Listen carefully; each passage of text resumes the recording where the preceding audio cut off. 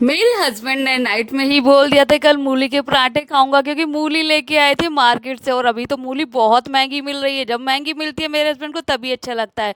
दूसरी ओर कहने लगे देखो आज मूली के पराठे की बोला तो रेन भी होने लगी, अच्छी बारिश हो रही थी मॉर्निंग के टाइम में। आज तो सुबह से ही मौसम बहुत बढ़िया था, तो यहाँ पर मैं भी लग गई थी मूली के पराठे बनाने के लिए। लेकिन मेरे मूली के पराठे बनाने का थोड़ा स्टाइल अलग है।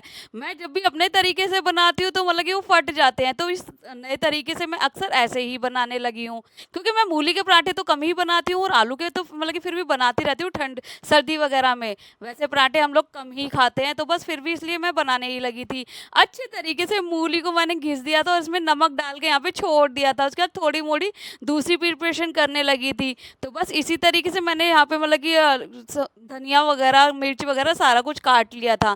क्योंकि इस तरीके से रख देते हैं ना थोड़ी देर नमक लगा के, तो उसमें से अच्छे तरीके से पानी निकल जाता है। तो मैं तो इसी तरीके से करती हूँ और इस पानी से ही मैं आटा मान लेती हूँ। मतलब कि जो आटा इसके लिए मांडना था मैंने एक तरफ रोटी के लिए मान लिया था, एक तरफ पराठे के लिए, क्योंकि लंच में मेरे को रोटी देनी थी और आज हस्बैंड को खाने थे मूली के पराठे।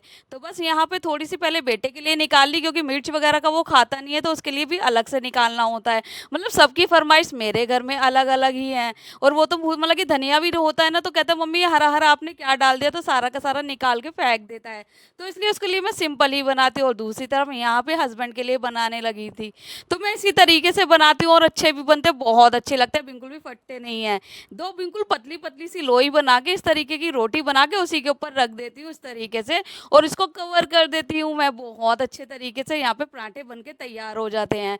मतलब ना तो मतलब कि फटते हैं ना कुछ होता है, अच्छे तरीके से फूले फूले भी बन के तैयार होते हैं।